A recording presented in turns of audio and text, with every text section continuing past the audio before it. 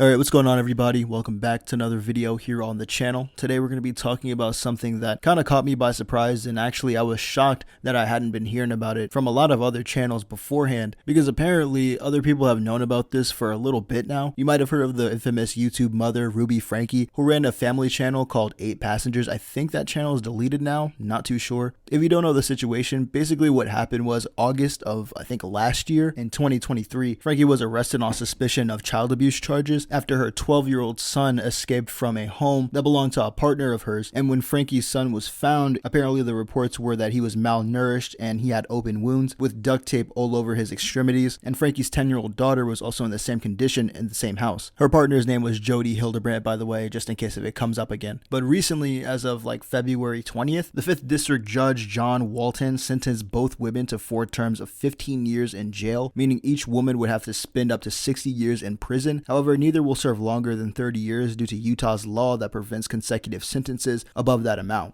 Which, honestly, that's kind of a big L for Utah on that part. I don't think I would be alone in saying that, yeah, the law is the law, but in this case, let's try to overlook that and just give them the 60 years, because life in prison is probably the least that they deserve, especially after she, quote, is now humbled and willing to serve a sentence as long as she needs, and is committed to unlearning the toxic behavior. She also expressed remorse for twisting God's words and distorting his doctrine, which is another can of worms on its own. But let's look at it like this. You as a parent, you're charged with this responsibility after your child is born, of course, and I guess while your child is still developing, to take care of them no matter what. They're pretty much the priority of your life at that point, and that should go without question. Pretty much any failure to take care of your child falls on you. Why? Well, simply put, because they're younger. Not only are they here because of you, but they're relying on you to guide them through life until they're ready to go out on their own. And this is where it kind of gets tricky if you want to have like a family channel on YouTube with your kids in the background or as a prominent member of the channel. At this point, there's been a bunch of like YouTube family drama allegations and just situations that don't really look good, to the point where it's like anytime you hear about a family channel or every time you see a family channel on the homepage, it's just kind of like a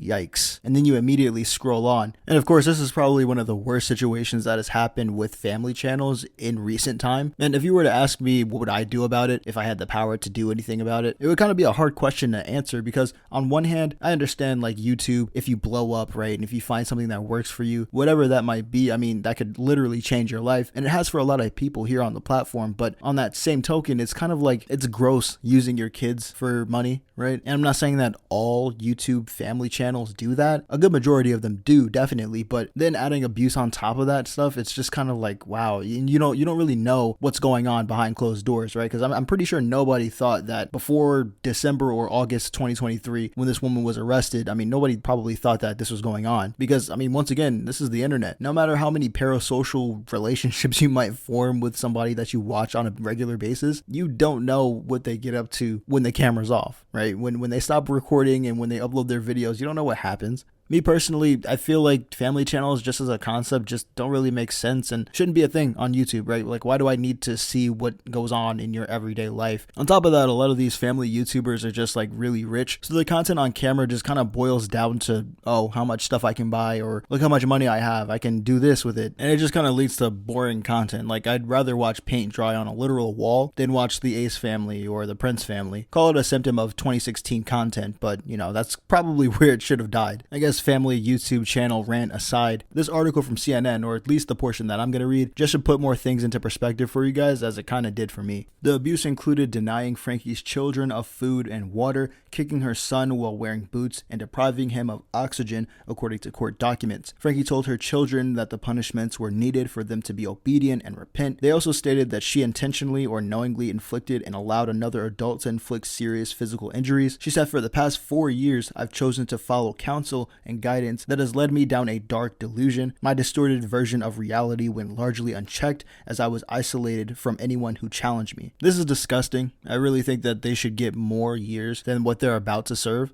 30 is still a chunk of your life, especially for a 42-year-old, but at the same time, you could have served way more than that, and you should have. serve way more than that. I guess I'll leave you guys with this. No matter how many years you've been watching a certain content creator or how much you might like their content, you don't know what they have behind closed doors, and you do not know what they get up to once the camera stops rolling. So please just do yourself a favor and be mindful of who you're watching, and just look out for their actions and what they say, because what they say and do might be a telling sign of what's to come. I'll see you guys in the next one. Sub up, stay safe, and peace.